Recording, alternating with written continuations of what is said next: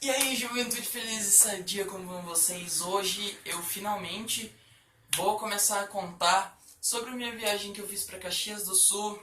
Então vamos começar contando do comecinho, porque essa viagem não começou no dia 19 de janeiro, que foi o dia que eu fui pegar o ônibus, e sim, ela começou em novembro. Por quê? Porque eu fui comprar as passagens em novembro e mas não dá pra comprar passagem de avião pela internet, não era fácil. Então, eu fui de ônibus, mas eu fui com o ID Jovem, e o ID Jovem é mega concorrido. Mas peraí, você não sabe o que é o ID Jovem? Então, peraí que eu vou explicar como é que funciona o ID Jovem pra você. O ID Jovem é um programa do governo federal para jovens até 29 anos que sejam de baixa renda, ou seja, a renda familiar per capita seja de até um salário mínimo e meio. Para você ter o ID Jovem, você precisa fazer o seu cadastro único no CRAS, onde você vai levar uma porrada de documentos e fazer uma entrevista. A gente vai procurar seguir as orientações do professor da melhor maneira possível para tentar sair com os 3 pontos, sair com a vitória é importante pro campeonato, né? Mas também se não der, a gente vai sair de cabeça erguida, que a gente fez um bom jogo, e vamos em busca dos 3 pontos. Se você for aprovado, você vai receber o seu número do NIS e com o número do NIS você se cadastra ou no site do ID Jovem ou no aplicativo no celular. Com esse registro você tem direito a meia entrada em shows, jogos de futebol, cinema e você também tem direito à gratuidade de transporte por ônibus interestadual. Ou seja, se você precisar viajar, por exemplo, de São Paulo para o Rio de Janeiro ou de São Paulo para Curitiba, você pode pegar gratuidade com o ID Jovem. Mas toma cuidado, porque as empresas podem se reservar o direito de só vender 2 lugares por ID Jovem por ônibus e mais 2 cobrando metade do preço. Então as passagens, dependendo da linha, ficam super concorridas e é necessário se adiantar para conseguir garantir as passagens. Além do mais, as empresas também podem se reservar o direito de não vender lugares leito e executivo por ID Jovem, e somente os lugares em ônibus convencional. Eu comprei as passagens em novembro e depois tive que esperar 2 meses até poder finalmente embarcar. Hoje é domingo, 19 de janeiro de 2020, e eu tô indo até a estação, peguei o trem até o Tietê, pra eu poder finalmente fazer essa viagem que eu tava esperando há tanto tempo. Esse canto da rodoviária me lembra o cartão social. Segue imagens aí. Já faz 16 anos que todo começo de dezembro essa mesma mesa é montada aqui na entrada da rodoviária do Tietê. Lá atrás, quando começou essa história, não existiam esses troços aqui que fazem de tudo, né? Quer dizer, mandar cartão de Natal para os outros era um hábito muito mais comum. Hoje, nem tanto, né? E o cheiro dessa pipoca também é inconfundível. Cara, a rodoviária tá muito lotada. Mas ainda tem bastante tempo até o meu ônibus, então tá tranquilo. Foram 16 horas de estrada até Caxias do Sul. Só antes de chegar em Caxias, a junta militar de Lages é dentro da rodoviária. Eu tô aqui na rodoviária e essa aqui é a junta, ó. Tem um rapazinho se alistando ali. Aí a rodoviária é minúscula, mano. Tem umas lojinhas aqui, ó. Mas a maior parte aqui tá vazio. Mas o caminho é muito bonito porque você passa pelas serras e a divisa entre Santa Catarina e Rio Grande do Sul pela BR-116, que é ali no Rio Pelotas, é uma coisa sensacional. Quem quiser saber quem sou, olha para o céu azul e grita junto comigo: viva o Rio Grande do Sul. O lenço me identifica. A primeira vez que eu fui para Caxias, eu só passei pela BR direto. Mas na segunda, eu vim de ônibus e quando o ônibus manobrava no centro para encostar na rodoviária, eu parecia o Will Smith na abertura de Um Maluco no Pedaço, olhando impressionado para a cidade. Por mais que a cidade seja meio sem graça, segundo algumas pessoas, para mim ela tem uma magia indescritível. Lá em Caxias do Sul eu pude relembrar várias coisas que eu já tinha na minha outra viagem e que eu tava com saudades. Mano, eu tô muito empolgado pra mostrar as coisas da cidade. E primeiro que essa calçadinha aqui já me dá uma nostalgia do caramba. Porque ela é meio característica da cidade. Agora eu vou tentar mostrar aqui, ó. Estou andando em São Paulo. Você sabe a quantidade de lixo que tem na sarjeta das ruas, cara. Em Caxias do Sul, não tem. Caxias do Sul, editor, corrige aí, faz uma pesquisa aprofundada. Já foi considerada a quinta cidade mais limpa do Brasil. E olha só que solução simples. Aqui, ó, tem 2 containers de lixo. E tem isso praticamente em toda a esquina, ó. Lá atrás não vai dar pra ver, mas ali na frente, vou tentar focar. Ó, tem sempre um containerzinho pra você jogar o lixo. Aí, ó, a gente vê alguns meus exemplos. Lógico, tem um papelzinho aqui, um papelzinho. Mas se você anda no centro de São Paulo, você, mano, não imagina que um centro de uma cidade grande... Caxias é quase o tamanho de Osasco. Osasco é imundo, imundo. E olha só, ali já tem outro tonelzinho ali pra você jogar. E mais pra frente, ó, aos poucos passos pra frente tem outro. Caxias do Sul tem as ruas muito limpas, cara. Bom, galera, chegamos em Caxias e agora estou me dirigindo à Casa da Ana, que é onde eu vou passar os primeiros dias aqui. Cara, dá uma nostalgia do que eu lembro da nossa cidade de novo. Agora abriu aqui o farol, vamos atravessar a rua. E olha só, uma curiosidade já. Assim, chegamos em Caxias e vamos soltar uma curiosidade. Aqui no centro de Caxias tem muita casa de madeira ainda. Ó, tem outra aqui. Aqui, ó, tem várias casinhas, ó. Aquela verde, não sei se vai focar. Mas, ó, são tudo casa de madeira. Aqui tem outra. Eu tiro o dedo da frente. Aqui tem outra, ó. Outra casinha de madeira. É muito comum aqui em Caxias esse tipo de construção, né? Ai, segura o celular. Então, agora eu vou pra casa da Ana, que é onde eu vou passar os primeiros dias aqui. E, enfim, vamos acompanhar cenas dos próximos capítulos. Uma coisa que eu reparei muito em Caxias do Sul, eu vindo de São Paulo, é que além das casas de alvenaria que você tem no centro, que são comuns aqui, lógico, é basicamente só o que a gente vê por aqui, lá também existem muitas casas de madeira, principalmente nos bairros mais afastados. Isso é uma herança da colonização italiana, né? Os italianos, eles construíram as casas de madeira, como eles tinham lá, e então ainda existe muita casa de madeira no centro de Caxias do Sul. Além disso, em várias regiões da cidade ainda tem muitos galpões industriais, porque Caxias do Sul foi um polo metal-mecânico, né? E então é uma coisa muito interessante de se reparar, que vários lugares assim são galpões de fábrica, de tijolinho vermelho, que é uma coisa que em São Paulo a gente vê exclusivamente não, mas a gente vê um pouco na região da Moca, do Brás, da Barra Funda, Lapa, que foram regiões que tiveram muita atividade industrial. E você ainda vê no centro de Caxias do Sul. Lá em Caxias eu fui conhecer o Monumento Nacional Imigrante e o Museu Municipal para poder trazer algumas dessas histórias do que acontecia para mostrar em vídeo um pouco da história de Caxias. O Monumento Nacional ao Imigrante foi concebido nos anos 50, em Caxias do Sul, com a ideia de homenagear os imigrantes italianos. Foi então criada uma comissão na cidade para arrecadar dinheiro para a construção do monumento, que contaria com um obelisco e uma estátua de bronze.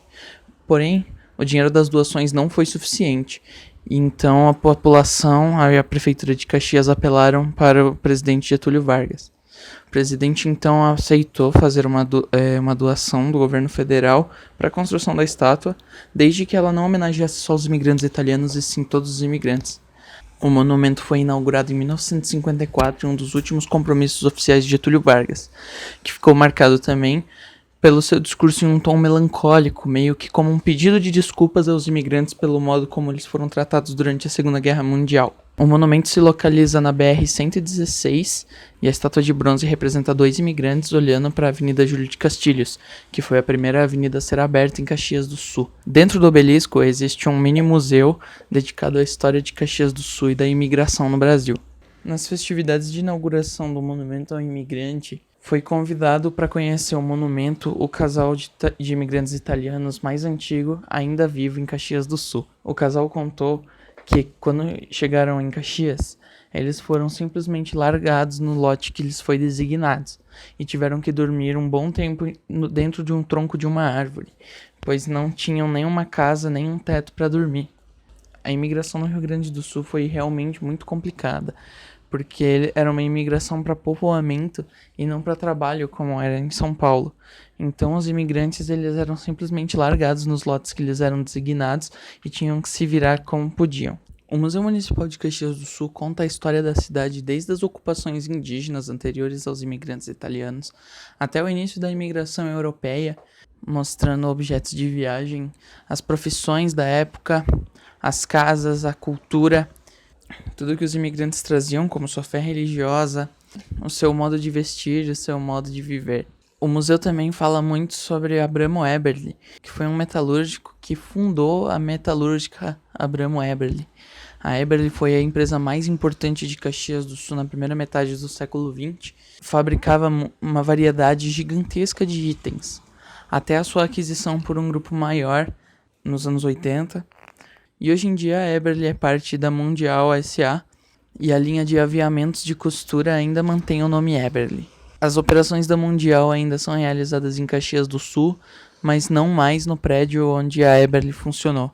Aqui a gente tem uma maquete do prédio da Eberle no centro de Caxias do Sul. E aqui no cantinho essa casinha foi a primeira oficina do Abramo Eberle. Sobre Caxias ser um polo metal mecânico, uma curiosidade que a gente tem é que os cintos escoteiros da União dos Escoteiros do Brasil são fabricados lá pela Metalgusa. Agora vamos ter que focar a imagem aqui, ó. Aí, Caxias do Sul, Metalgusa. Pelo fato de ser um polo metal mecânico, muitas coisas em Caxias do Sul têm como símbolo uma engrenagem. Por exemplo, o escudo da Sociedade Esportiva Recreativa Caxias do Sul. Mas isso é assunto para um outro vídeo.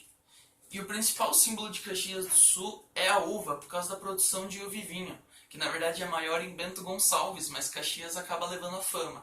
Mas isso também é assunto para um outro vídeo que a gente vai ver daqui a pouco.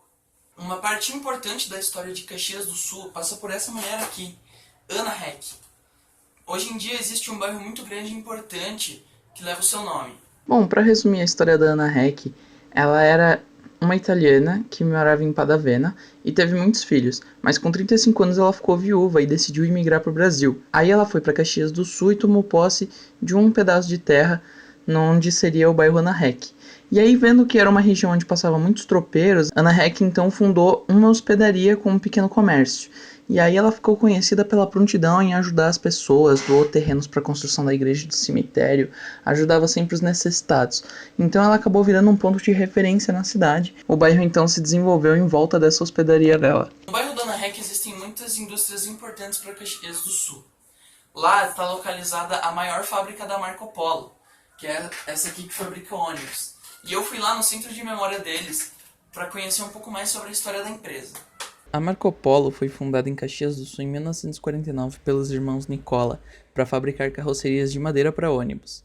No começo, a Marco Polo se chamava Nicola Carrocerias de Ônibus e demorava 3 meses para fabricar uma carroceria de ônibus. Em 1952, produziram a primeira carroceria metálica e em seguida os primeiros chassis produzidos no Brasil. O primeiro pavilhão logo se tornou-se pequeno para a empresa, que começou a sua fábrica no bairro Planalto, em Caxias do Sul, que está para ser desativada no momento da gravação desse vídeo. A Marco Polo então consegue contratos de exportação de ônibus e de transferência de tecnologia. E nos anos 70, com a crise do petróleo, a empresa recebe muitos pedidos de fabricação de ônibus. Então eles fazem o primeiro ônibus monobloco do Brasil. Ficou conhecido como Marco Polo, em homenagem ao navegador italiano que passou anos unindo povos. Devido ao sucesso do modelo, a Marco Polo então resolve mudar sua razão social de carrocerias Nicola para Marco Polo S.A. A Marco Polo então cresce muito ao longo dos anos, e muito por causa do Sr. Paulo Bellini, que foi um dos sócios da empresa, e ele gostava muito de viajar. Tanto que foi ao Japão nos anos 80 e trouxe técnicas de administração japonesa para a empresa. Paulo Bellini também era muito conhecido por ouvir os seus funcionários.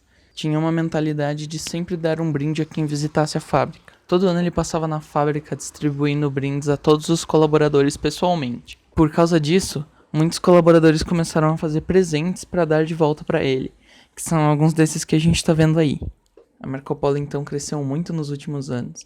Atualmente, a Marco Polo é a maior empresa de ônibus da América Latina, é dona de praticamente metade da produção nacional de ônibus e é a terceira maior fabricante de ônibus do mundo. A Marco Polo também já recebeu diversos prêmios de empresa exportadora, de empresa exemplo, e eles estão expostos no centro de memória, bem como um ônibus Nicola, que foi doado por uma empresa de transporte que tinha utilizado ele e, ao aposentá-lo, resolveu devolver para Marco Polo. Para encerrar o vídeo, eu vou mostrar aqui as coisas que eu trouxe. Nesse vídeo só vai ter coisa da Marco Polo, mas nos próximos vídeos a gente vai ter outras coisas legais. Primeiro tem essa miniatura em papel cartão desse ônibus, que o modelo dele tá aqui embaixo, que é em comemoração aos 70 anos da empresa. E ele é super bonitinho, cara, super bem detalhado assim. Bacana pra caramba. Tem também esse... Pera aí que tombou o ônibus aqui, meu Deus. O ônibus tomba na BR-116. Tem esse copo da Marco Polo com tampa e canudo, que é super legalzinho também, do Centro de Memória Walter Gomes Pinto.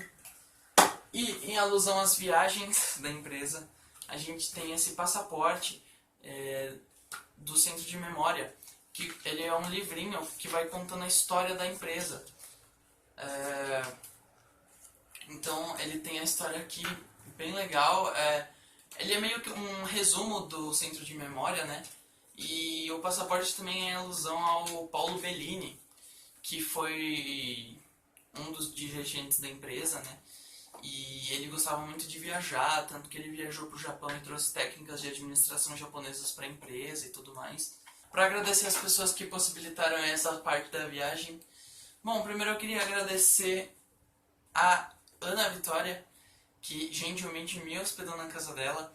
A Duda também, que me hospedou pós-rolê aí, porque, meu Deus, dei rolês muito loucos lá. Queria agradecer também a Visati, porque a L02, tudo pra mim, sério. Eu pegava a L02...